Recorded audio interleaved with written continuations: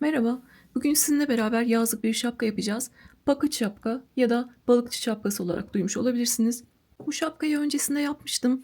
Bu iki şapkayı akşam ördüm, bunu da sabah ördüm. Yani bir gün içerisinde birden fazla şapka örebilirsiniz. Bilgileri baştan vermek istiyorum. Bu videoyu da yine bölümlere ayıracağım. Örgüyle ilgili soru soran arkadaşları da şu an izlediğiniz bölüme bilgiler bölümüne yönlendireceğim. Örgüde spagetti yarnın Slim Cotton Plus iplerini kullandım. 100 gram 150 metre. Baştan sona da 3,5 milim tığ kullandım. Beraber bu şapkayı yapacağız. Renklerini ekrana yazarım. İnternetten istiyorsanız bu markadan ya da farklı markalardan Slim Cotton Plus olarak bulabilirsiniz. Tok yapılı ipler iç kısmından düşük derecede ütüleyebilirsiniz. Her renkten bir yumak yeterli geliyor ama eliniz gevşekse zemin renginden 2 yumak alsanız daha garanti olur. Ekranda farklı birleştirmelerle yaptığım şapkaları görüyorsunuz. Onları da Alize Cotton Gold ve Yarnart cinsle yapmıştım. 3 milim tığ kullanmıştım. Yani istediğiniz her ipi kullanabilirsiniz. Ben motifi anlattıktan sonra 15 santimlik motiflere ihtiyacımız var. Ben motifi anlattıktan sonra istediğiniz herhangi bir kare motifi 15 santim olana kadar örüp, istediğiniz iple örüp benimle beraber şapkayı yapabilirsiniz. Kağıt ipler, rafya ipler ya da marketten aldığınız ipleri kullanabilirsiniz. Bu örgüyü de yine yeni başlayanlar rahatça anlayabilsin, çevirilerde düzgün çevrilebilsin ve özel gereksinimli arkadaşlar rahatça anlayabilsin diye yavaş yavaş ve tek tek anlattım. Anlatım size yavaş gelirse oynatma hızından hızlandırarak izleyebilirsiniz. Ben de başka videoları 2x yaparak izliyorum. 5 motifimiz de hazır. Bu ortadaki tepedeki motifimiz. Tepemize gelecek motif. Bunlar da başımızın yanına gelecek motifler. Tepe motifini alıyorum öncelikle. Önce yanlardaki motifleri birleştireceğiz. Dikeceğiz. İğne ile dikeceğiz. İstiyorsanız plastik iğneler de kullanabilirsiniz. Elinizde hangisi varsa onu kullanabilirsiniz. Yapacağımız işlem şu. Aşağıdan yukarı doğru motifleri dikeceğiz. Öncelikle şu iki motiften başlayalım. İki motifle birleştirmeye başlıyoruz. Köşelerde iki zincirlik boşluklarımız var. Öncelikle iki zincirlik boşluklardan gireceğiz ve sabitleyeceğiz. Aynı zemin rengimle ipimi aldım. Sağdaki köşe boşluğundan girdim. Soldaki köşe boşluğundan girdim. Öncelikle burada sabitleyelim. Burada düğüm yaparak sabitliyorum. Yeni başlayanlar için dikişi başta göstermek istiyorum. Sonra zaten hep aynı dikiş yapacağız.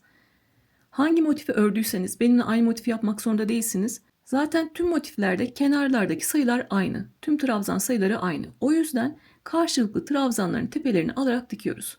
Tüm V harflerini alarak dikiyoruz. Çok sıkı sıkı yapmayın ki kasma olmasın, çukur görüntü olmasın. Sağda birinci trabzanın tepesi, solda birinci trabzanın tepesi. Birinci trabzan tepelerinden başladık. Sağda ikinci trabzanın tepesi, solda ikinci trabzanın tepesi. Çok sıkı sıkı yapmıyorum.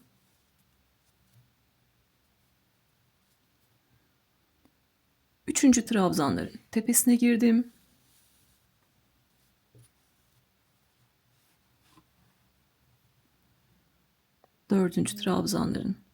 Dördüncü trabzanların tepesine girdim. Ve beşinci trabzanların tepesine girdim. Sayıları bilerek veriyorum. Yani sağ tarafta hangisine batıyorsak sol tarafta da ona batıyoruz. Zaten eşit sayıda trabzanlarımız var. Tüm sayılarımız eşit. Sırasıyla köşeye kadar her bir karşılıklı trabzanın tepesine giriyorum ve sırasıyla dikiyorum.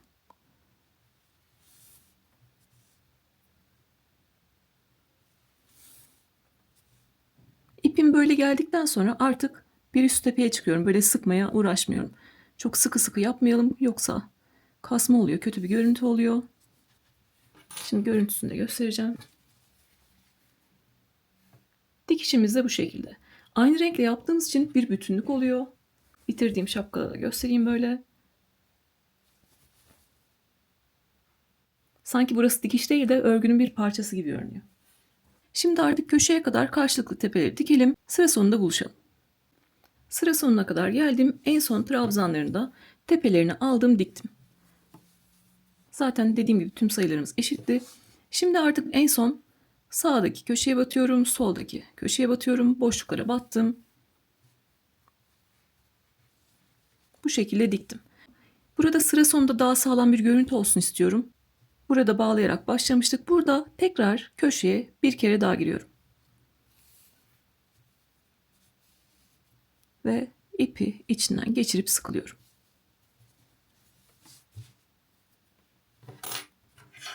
İki motifi diktik, artık yeteri kadar ip bırakıp kesiyorum. Sonra bu ipleri gizleyeceğiz. İki motifi birleştirdik. Yanına motif koyuyorum. Yine köşeden bağlayarak başlayalım. Karşılıklı tepeleri dikelim. En son köşede 2 kere ipimizi geçirelim. Orada ipimizi sağlamlaştıralım ve buradaki gibi yeteri kadar ip bırakıp keselim.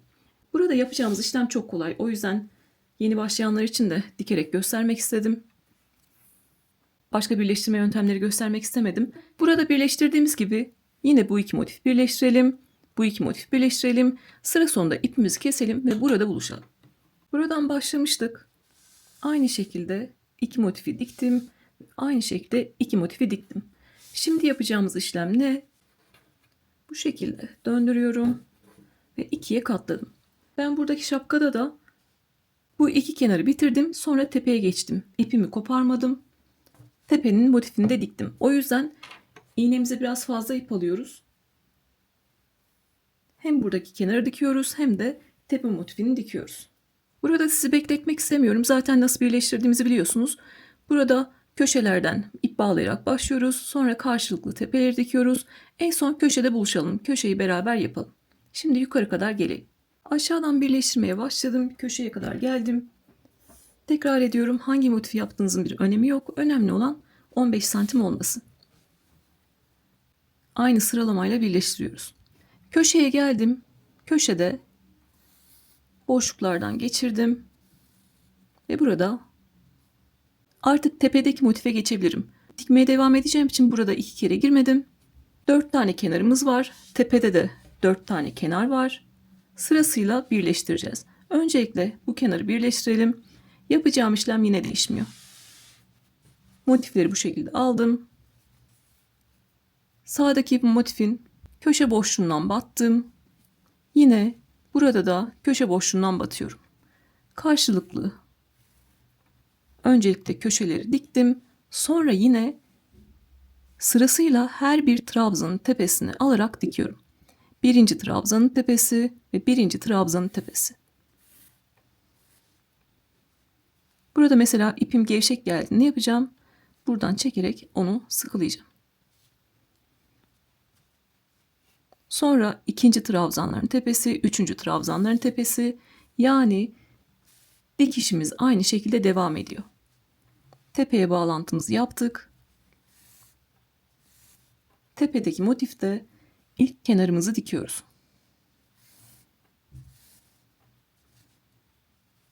Birkaç tane dikip göstereceğim.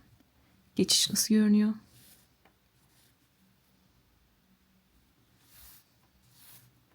İpimizi uzun almıştık.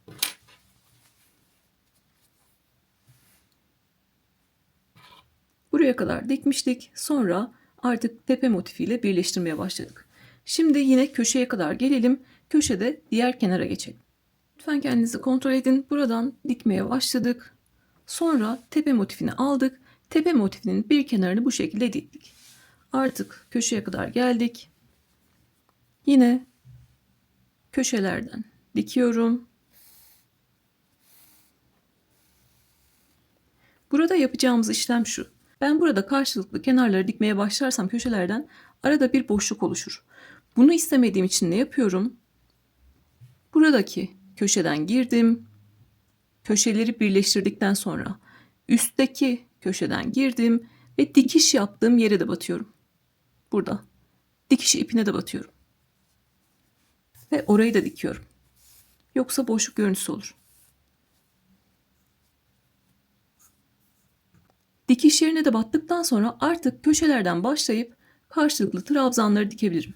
Bu iki kenarı dikebilirim. Orada dikiş yerine batmak önemli. Sağda köşe boşluğu, solda köşe boşluğu. Sağda birinci trabzan, solda birinci trabzan. Dikişimiz baştan sona değişmiyor. İpimi sıkılamak istediğimde çekiyorum bu şekilde ve devam ediyorum. İkinci trabzanlar ve son trabzana kadar dikelim. Yine köşede buluşalım. Dikiş yerine yine beraber batalım. Tek fark eden o, çünkü yeni başlayanlar için orayı kesmek istemiyorum. Hatta şurada diğer şapkada göstereyim. Gördüğünüz gibi dikiş yerlerine de battığım için arada herhangi bir boşluk yok. Burada dikiş yerine batmıştık. Sonra karşılıklı tepeleri diktik. Yine köşeyi beraber geçelim.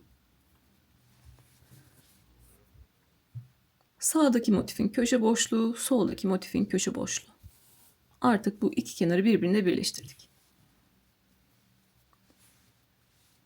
Diğer kenara geçmeden ne yapacaktık? Buradaki dikiş yerine de batacaktık.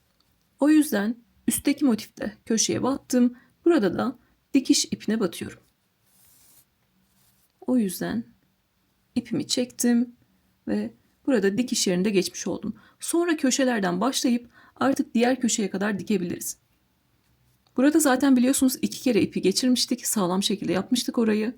Şimdi önce köşelerden başlıyorum. Ve artık trabzan tepeleriyle devam edebilirim.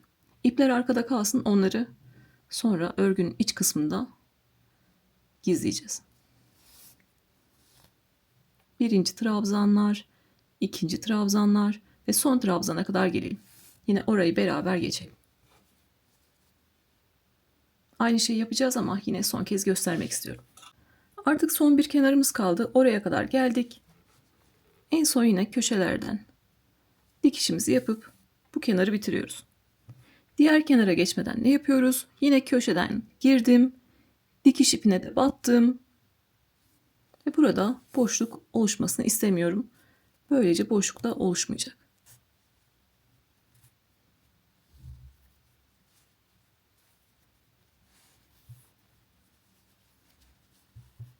Hoşuma gitmeyen bir dikiş görüntüsü varsa bu şekilde gevşetiyorum.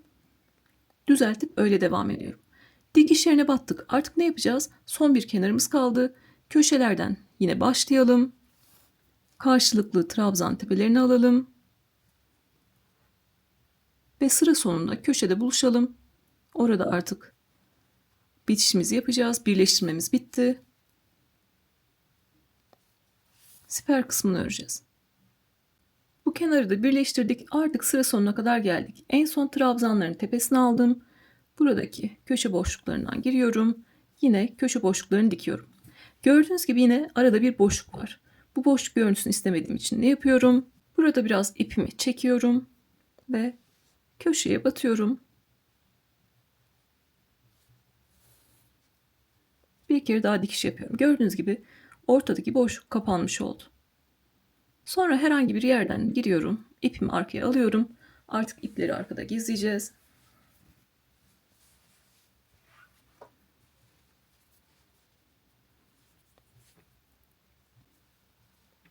Örgünün arkasında böyle dikiş iplerinden batıyorum. Yukarıdaki o boşluk görüntüsünü iyice kapatmış oluyorum. İpimi içinden geçirdim, sıkıladım. Artık kalan ipi istediğim yerden geçirerek gizleyebilirim. İster iğneyle ister tığla yapabilirsiniz.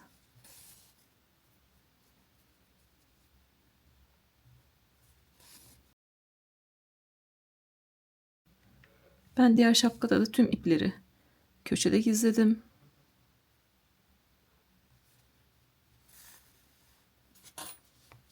Ve sonrasında ipimi kestim.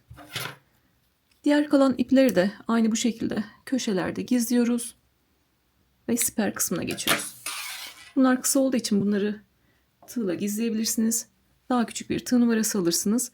Köşelerden geçirerek, iplerin altından geçirerek köşe kısmında gizleyebilirsiniz.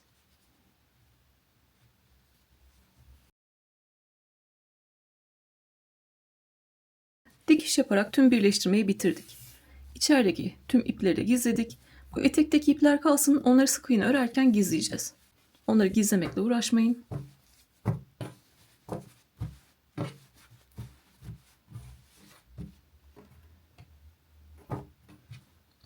Artık yapacağımız işlem 4 sıra öreceğiz. Birinci sırada sık iğne geçeceğiz. Diğer anlattığım örgülerde de ne yapıyoruz? Motif birleştirme yaptıktan sonra hırka olsun, yelek olsun, battaniye olsun. Öncelikle zeminini düzeltiyoruz. Şimdi burada da sık iğne ile zemini düzelteceğiz. Buradaki birleştirme yerlerini düzelteceğiz. Motifi anlatırken sık iğneyi göstermiştim zaten ama yine burada başını biraz göstereceğim. Sonra sıra sonuna kadar hızlı hızlı ilerleyeceğiz.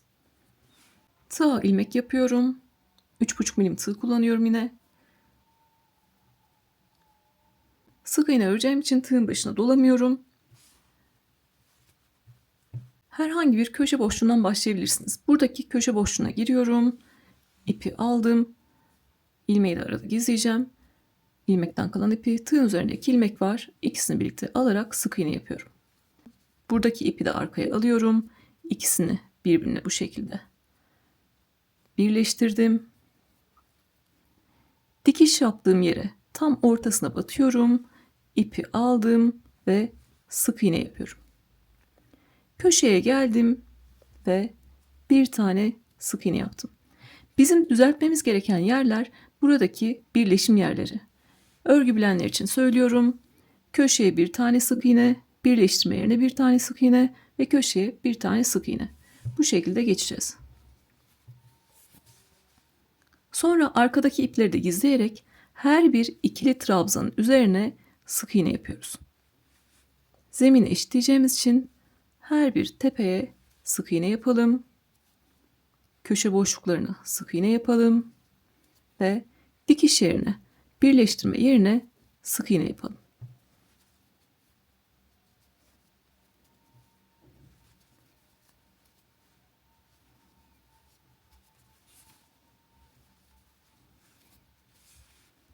Bu şekilde. Aşağıdaki her bir ikili trabzanın tepesine sık iğne yapalım.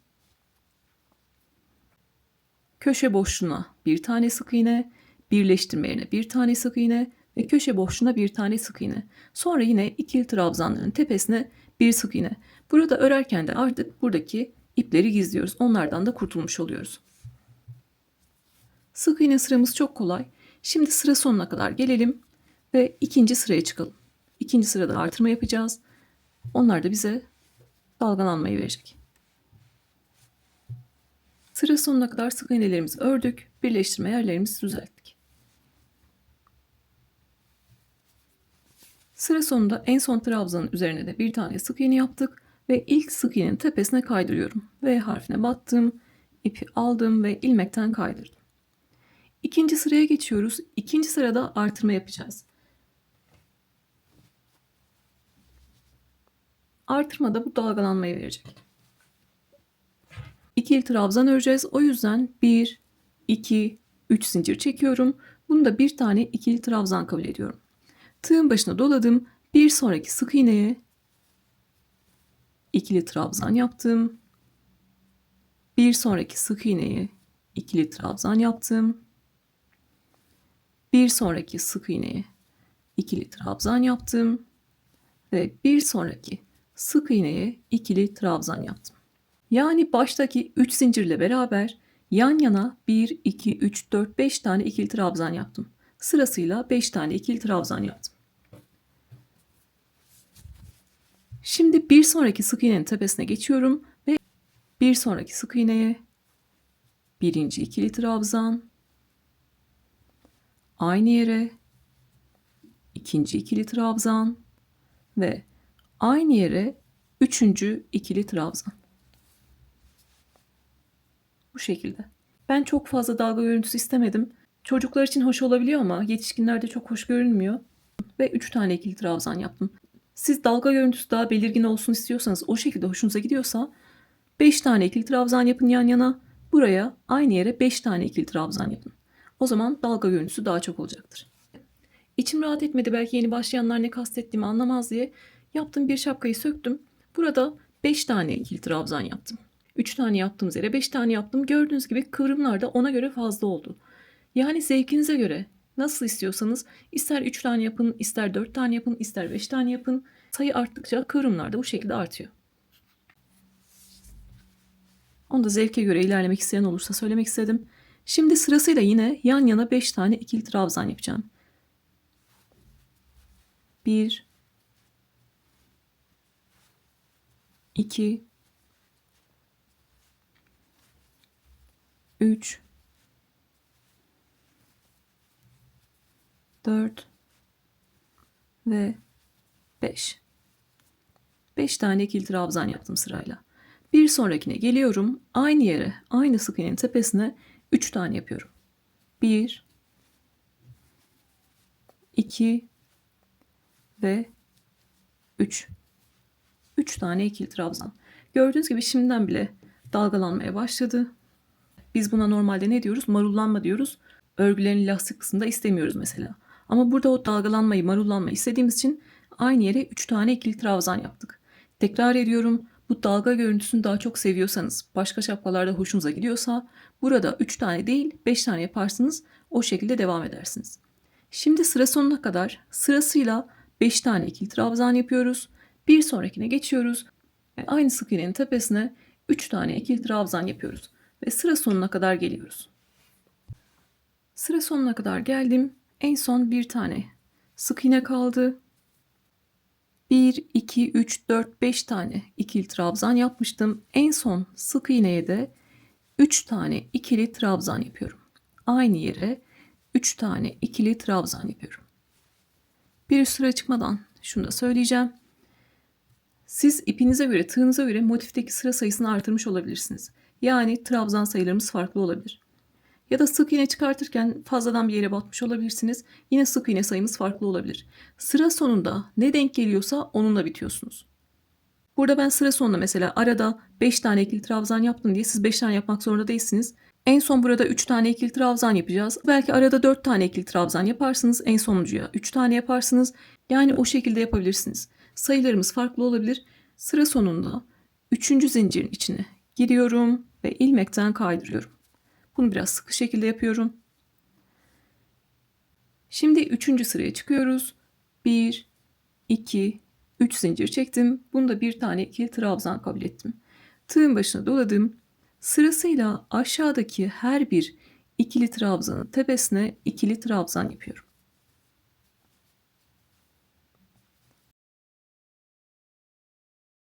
Aşağıdaki her bir ikili trabzanın tepesine ikili trabzan yapıyoruz. Artırmamız sadece ikinci sıradaydı. Sonrasında sadece bu şekilde ikili trabzan örüyoruz. Sıra sonuna kadar aşağıdaki her bir ikili trabzanın tepesine ikili trabzan yapalım ve sıra sonuna kadar gelelim. Artık son sıraya beraber çıkalım ve şapkamızı bitirelim. Sıra sonuna kadar aşağıdaki her bir ikili trabzanın tepesine ikili trabzan yaptım ve sıra sonuna kadar geldim. Artık son sıraya çıkıyoruz. Burada yine sıkı şekilde 3. zincirin içine kaydıracağım. 3. zincire girdim, ipimi aldım ve sıkı şekilde kaydırdım. Burada arada boşluk olmasını istemiyorum. Tekrar şimdi 3 zincir çekeceğim. 1, 2, 3 zincir çektim. 3 zincirde bir tane ikili trabzan kabul ettim. Aşağıdaki her bir ikili trabzanın tepesine ikili trabzan yapalım. Sıra sonuna gelelim. Düzgün bir bitişle bitirelim. Öncelikle size santimini de söylemek istiyorum. Sık iğne ile beraber 4 sırada ne kadar olmuş? Sizin ipiniz ince ise Alize Cotton Gold kullanıyor olabilirsiniz. Yarn Art Jeans kullanıyor olabilirsiniz ya da daha farklı ince bir ip kullanıyor olabilirsiniz. Benimle aynı ölçüye ulaşmadıysanız siz bir sıra daha ikili trabzan örersiniz. Öncelikle ölçüyü veriyorum. Sık iğne sırasına koydum. 4,5 santim. 4,5-5 santim kadar sık iğne ile beraber 4 sıra 4,5-5 santim olmuş. Siz de örgünüz o kadar olana kadar örüyorsunuz. Sıra sayısı önemli değil, önemli olan ölçü. Sıra sonuna kadar geldim. Sıra sonunda en son ikili trabzanı da yaptıktan sonra yeteri kadar ip bırakıp kesebiliriz.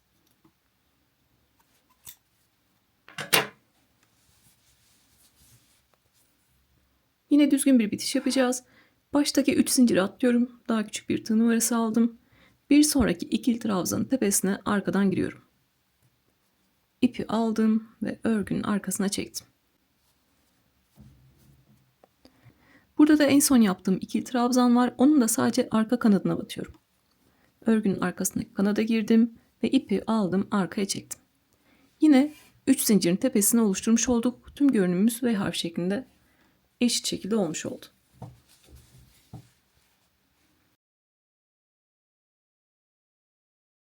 İpi çok fazla çekiştirip tepeyi kapatmıyoruz. Burada gördüğünüz gibi ortada boşluk oluşuyor. Onda ne yapıyoruz? 3 zincirin ipinden aldım. En son trabzanın ipinden aldım ve ipi böyle arkaya çektim. Gördüğünüz gibi herhangi bir boşluk kalmadı.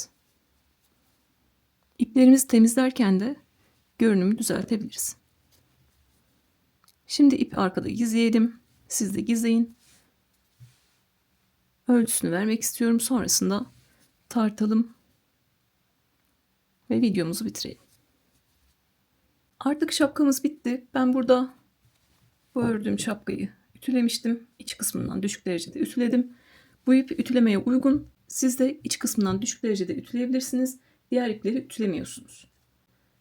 Alize Cotton Gold Yarn Cins ya da akrilik bulunan ipleri ütülemiyorsunuz. Şu kısımdan şöyle genişliğini ölçüyorum. 29 santim. Tepeden itibaren ölçüyorum. Tepeden itibaren 24 santim. Şimdi ağırlığına bakalım.